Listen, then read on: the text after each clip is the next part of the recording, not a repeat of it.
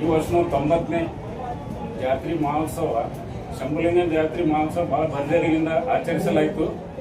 ಮತ್ತು ಎಲ್ಲ ಜಿಲ್ಲಾ ಮತ್ತು ನಮ್ಮ ಪ್ರದೇಶದಿಂದ ಕರ್ನಾಟಕ ಸ್ಟೇಟಿಂದ ಎಲ್ಲ ಭಕ್ತಾದಿ ಬಂದು ಅವರು ನಮ್ಮ ಶಂಭುಲಿಂಗೇಶ್ವರ ಮತ್ತು ಬಸಮ್ಮ ತಾಯಿ ಆಶೀರ್ವಾದ ಪಡೆದವರು.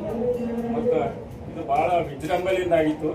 ಮತ್ತು ಭಕ್ತ ಸಾಗರೇ ಇತ್ತು ಈ ವರ್ಷ ಪ್ರತಿ ವರ್ಷವೂ ನಮ್ಮ ಜಾತ್ರೆ ಇಷ್ಟು ಇಂಪ್ರೂವ್ನೇ ಆಗ್ತಾ ಇದೆ.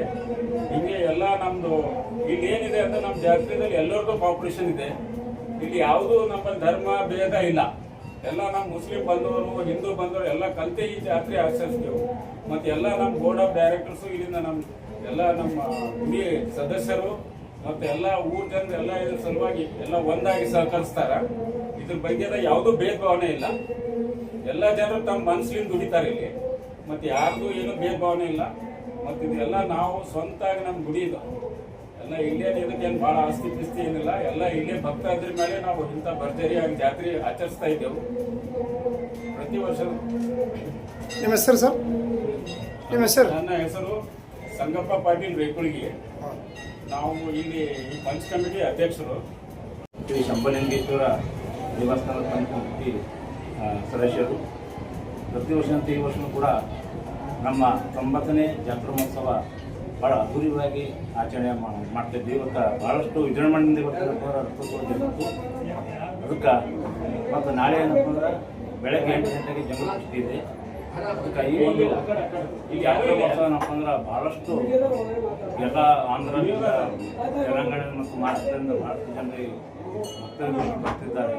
ಅದಕ್ಕೆ ಭಾಳಷ್ಟು ಈ ಶಂಭುಲಿಂಗೇಶ್ವರ ಮುತ್ತರು ಭಾಳಷ್ಟು ಪವಾಡ ಈ ಒಂದು ಭಕ್ತಿ ಬೀಡು ನಾಡು ಮಾಡಿದ್ದಾರೆ. ಅದಕ್ಕೆ ಎಲ್ಲ ಭಕ್ತರು ಸ್ವಯಂ ಇಚ್ಛೆಯಿಂದ ಎಲ್ಲ ಭಕ್ತಾದಿಗಳು ಸ್ವಯಂ ಇಚ್ಛೆಯಿಂದ ಬಂದು ಇಲ್ಲ ಏನಪ್ಪ ಎಲ್ಲರೂ ಭಕ್ತಾದಿಗಳು ಆಶೀರ್ವಾದ ಪಡೆದು ಪಾವನಾಗಿ ನಮ್ಮ ಶಂಭುಲಿಂಗೇಶ್ವರ ಆಶೀರ್ವಾದಗಳು ಪಡೆದು ಏನಪ್ಪ ಅಂದ್ರೆ ಭಾಳ ಪಾವನಾಗಿ ಅದ್ಭುತವಾದಂಥ ಜನರು ಕೂಡ ಕಾರ್ಯಗಳನ್ನು ಆಗಿವೆ.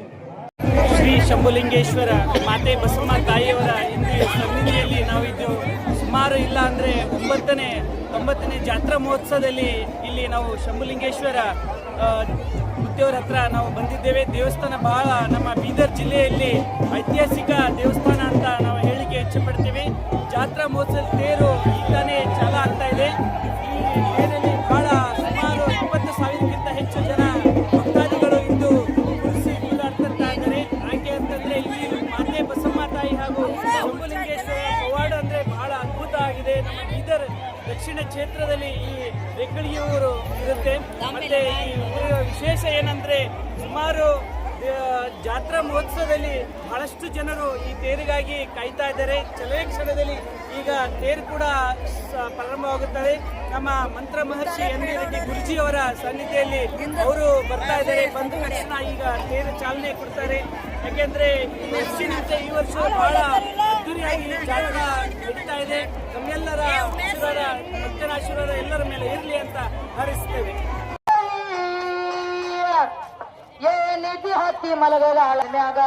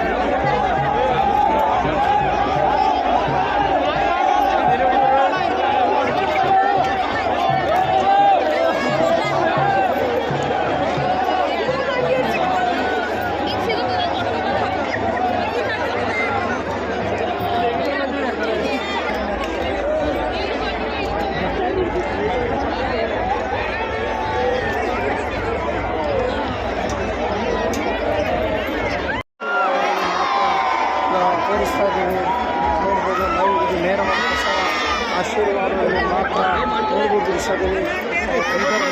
ಇದರ ತಾಲೂಕಿನ ಒಂದು ಸಂಬಂಧಿಸಿದ ಈ ಒಂದು ದೇವಸ್ಥಾನದ ಈ ಒಂದು ದೃಶ್ಯದ ಈ ಜಾತ್ರೆ ನಿಮಿತ್ತವಾಗಿ ಈ ಒಂದು ರಥ ಎಳೆಯುವಂಥ ದೃಶ್ಯ ನಿಮಗೆ ತೋರಿಸ್ತಾ ಇದ್ದೀವಿ.